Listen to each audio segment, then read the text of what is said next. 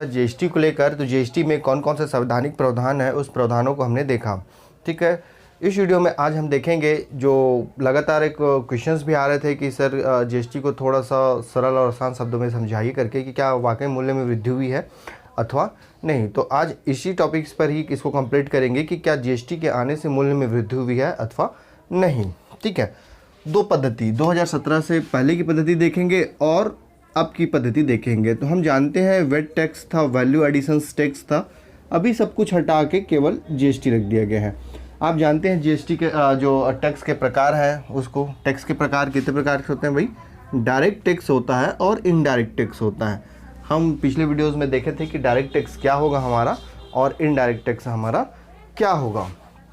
ठीक है, तो उत्पादन के आधार पर ही समझेंगे। जैसे एक वस्तु का क्या उत्पादन हो रहा है, मान लेते हैं एक वस्तु का उत्पादन पहले की स्थिति में और अब की स्थिति में गणना करेंगे। ठीक है, पहले की स्थिति में मान लेते हैं किसी वस्तु का उत्पादन करना है, तो मान लेते हैं 50 रुपये उत्पादन की उसकी कारक वस्तु होगी। जैसे इस मार्कर को बनाना होगा तो हमको बहुत सारी चीज़ें लानी पड़ेगी ना भाई। इसमें एडवर्टाइजमेंट करवाना होगा।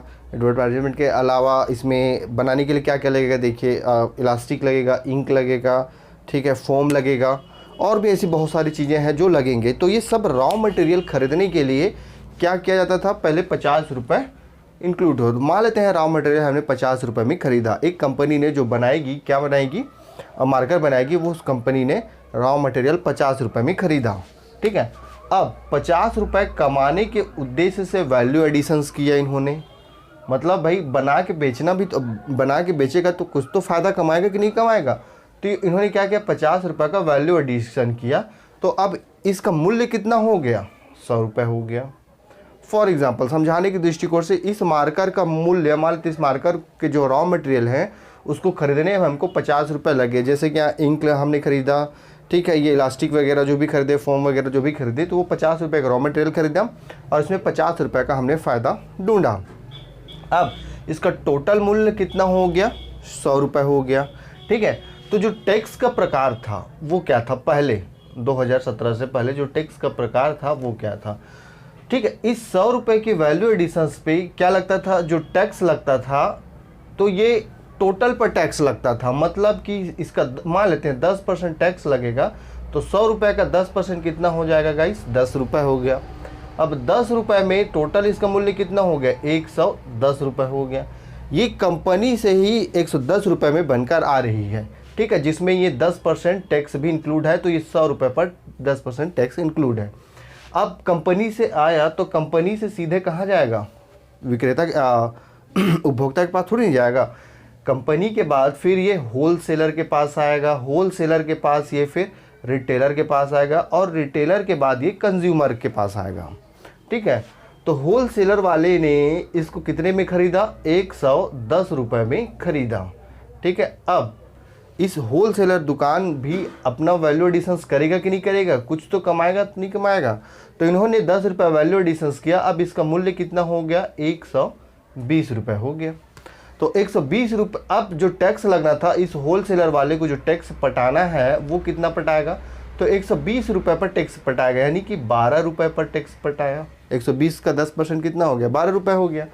तो टोटल अब इसका मूल्य कितना हो गया, 132 रुपये हो गया। 132 रुपये में ये रिटेलर खरीदा किसको, उसी प्रोडक्ट को। ठीक है, तो ये भी क्या करेंगे, 10 रुपये मुनाफा कमाने के लिए इन्होंने वैल्यू एडिशंस किया। तो इसका मूल्य कितना हो गया, अब 142 रुपये हो गया। तो 142 रुपये पर अब ये भी तो टैक्स पटाएंगे।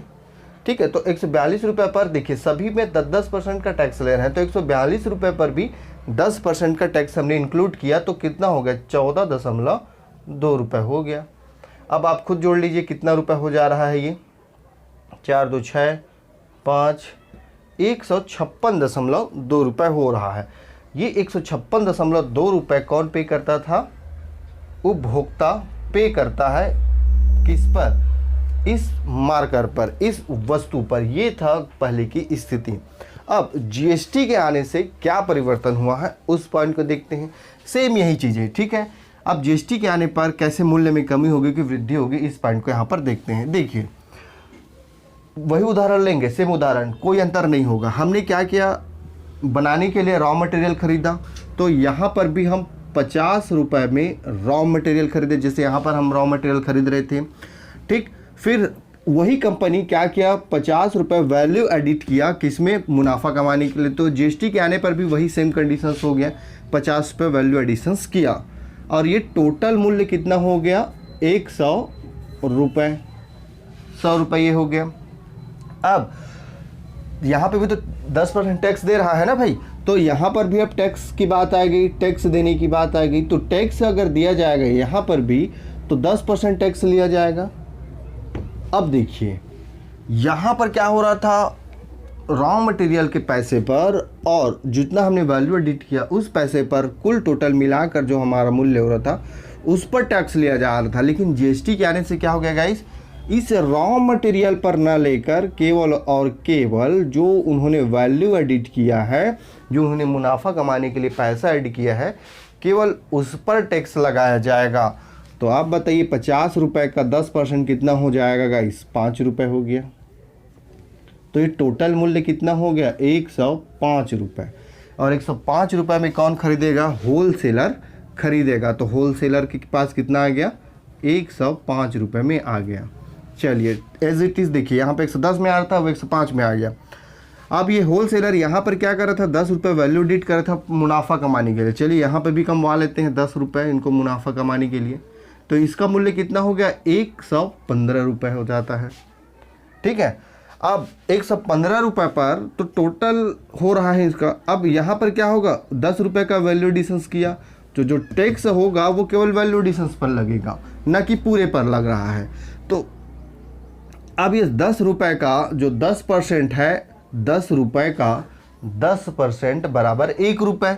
तो ये जो ऐड हो जाता है 1 रुपये, अब इसका मूल्य कितना हो गया, 116 रुपये। कितना हो गया गाइस, 116 रुपये। और 116 रुपये में रिटेलर खरीद रहा है। कितने में खरीद रहा है, 116 रुपये में रिटेलर खरीद रहा है, ठीक है। कहाँ से, वहाँ से, ठीक। देखिए टैक्स का निर्धारण मैंने यहाँ पे कर दिया भाई, देखो कैसे कैसे लग रहा है। अब 116 रुपये में जो रिटेलर है वो 10 रुपये अपना प्रॉफिट वैल्यू एडिट करेगा, तो इसका मूल्य कितना हो गया गाइस, 126 रुपये। कितना हो गया, 126 रुपये। अब जीएसटी के आने से जो टैक्स लग रहा है 10% यहाँ पर भी लगेगा, तो ये पूरे पे नहीं लगेगा, केवल और केवल इसके वैल्यू एडिशंस पे लगेगा। और 10 रुपये का 10% बराबर 1 रुपये होता है। तो 1 रुपये का यहाँ पर टैक्स लग गया, तो टोटल मूल्य कितना हो गया, 127 रुपये इसका टोटल मूल्य हो गया। और कंज्यूमर को कितना पड़ेगा यहाँ पर, 127 रुपये पड़ेगा उसी प्रोडक्ट का। अब आप बताइए, पूरा क्लियर है, साफ है, एक एक पॉइंट, एक एक व्यू यहाँ पे मैंने क्लियर कर दिया है, कहीं पे कोई गुंजाइश नहीं है। इसी वस्तु के लिए हम पहले 156 रुपये पे कर रहे थे, और इसी वस्तु के लिए जीएसटी के आने से 127 रुपये पे करना पड़ेगा। तो आप बताइए कहाँ पर जीएसटी के आने से मूल्य में वृद्धि हुई है अथवा कमी हुई है, आप डिसाइड करिए। देखिए पहला वैल्यू एडिशंस के साथ साथ जो रॉ मटेरियल है, हमको बार बार यहाँ पर टैक्स पे करना पड़ता था।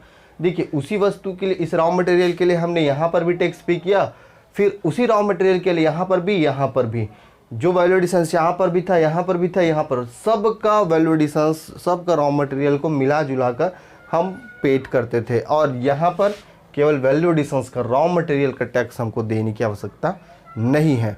आई होप पानी की तरह बिल्कुल साफ है कि जीएसटी के आने से मूल्य में वृद्धि हुई है अथवा कमी हुई है, ठीक है। तो